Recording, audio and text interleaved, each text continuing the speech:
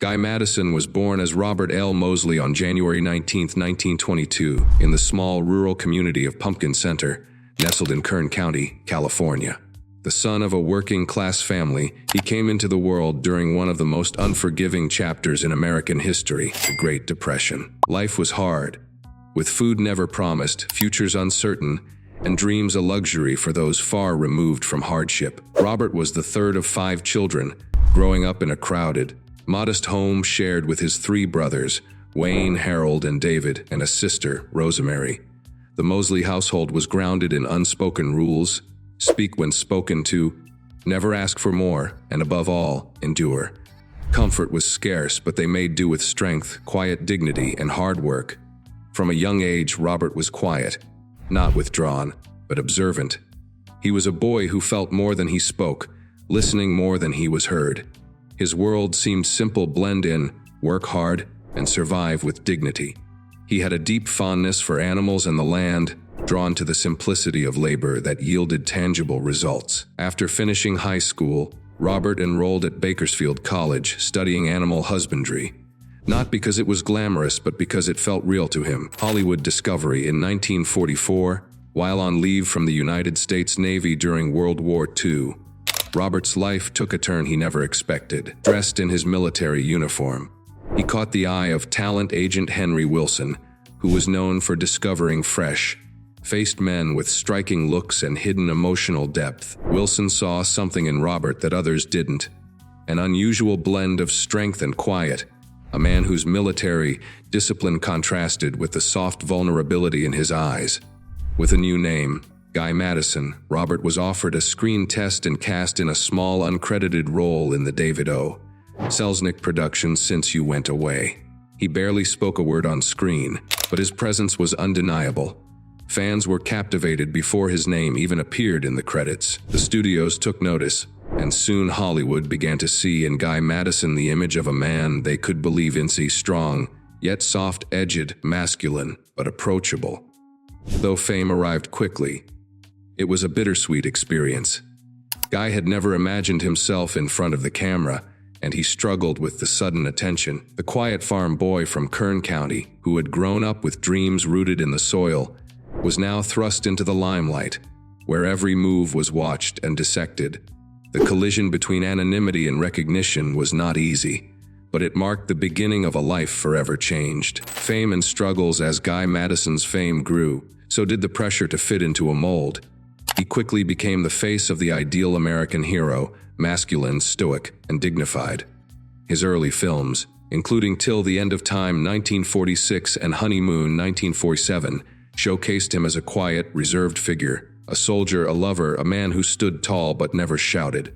Critics saw his beauty, but questioned his depth.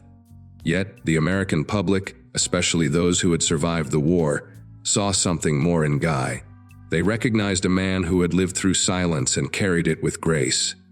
In 1951, Guy's career was further solidified with the adventures of Wild Bill Hickok, the television and radio series that made him a household name.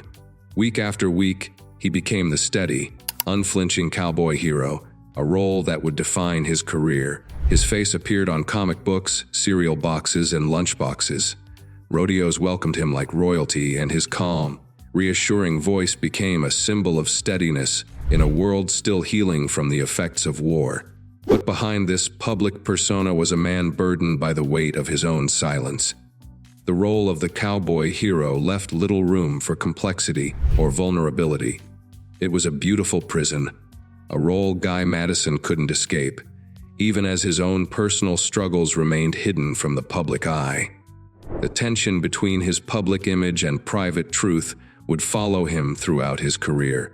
Iconic roles. Guy Madison's career flourished through the 1950s and into the early 1960s, cementing his place as one of Hollywood's leading men. While the adventures of Wild Bill Hickok kept him in the public eye, his film career expanded beyond westerns. In The Charge at Feather River, 1953, he starred in one of the earliest films to feature 3D sound effects, earning praise for his portrayal of military men with commanding yet human qualities. His versatility allowed him to transition seamlessly between war films and westerns, embodying the calm strength that audiences had come to admire. Madison's film roles continued to reflect his ability to portray the quiet, stoic man, one who expressed emotions through stillness and subtlety, rather than grand gestures. This earned him a loyal following, though critics were often divided. As the Western genre began to fade, Madison adapted, taking his talents to Italy, where he became a fixture in the growing spaghetti Western movement. Films like Gunmen of the Rio Grande's 1964 and Revolt of the Barbarians 1964 kept him in front of the camera, though these films were often seen as less prestigious compared to his earlier works. Yet Madison, true to his humble nature, treated each role with dignity, reflecting a seasoned actor's discipline. Even as his career evolved, the roles remained familiar: the silent hero, the strong yet vulnerable figure. For Guy Madison, it wasn't just about playing parts. It was about embodying a character who existed in the quiet spaces, where words were not needed to convey meaning. Private truths. While Guy Madison was becoming a household name, his private life was far more complex and hidden. Hollywood in the mid-20th century was a place that demanded conformity, especially when it came to matters of identity and love. For Madison, being true to himself meant living in silence. Behind the facade of the handsome cowboy hero, he carried a truth that he could not share openly in the public eye. In private letters and recollections later in life, Madison revealed his romantic relationships with several men, relationships that were never acknowledged during his lifetime. One of these men was silent film star Ramon Navarro, known for Ben-Hur 1925.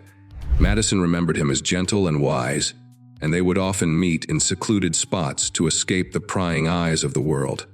Another was Tyrone Power, the charismatic leading man whose struggles with his bisexuality mirrored Madison's own. Their connection grew during the quieter moments between film sets, away from the cameras and the weight of expectation. Perhaps the most profound relationship Madison acknowledged was with Rock Hudson, the beloved actor whose public image as a golden boy clashed with his private reality. Despite the challenges and constraints placed on their love, Madison shared tender moments with Hudson, finding peace in stolen weekends and quiet dinners. These relationships were not dramatic affairs, but were instead quiet, respectful connections built on shared experiences of living under Hollywood's heavy constraints. They were the moments of love, tenderness, and connection that Madison could never openly embrace, but which shaped his life in ways that were far more significant than any role he played on screen. Legacy in silence. Guy Madison's legacy is not one of loud headlines or dramatic scandals, but one of quiet strength and dignity.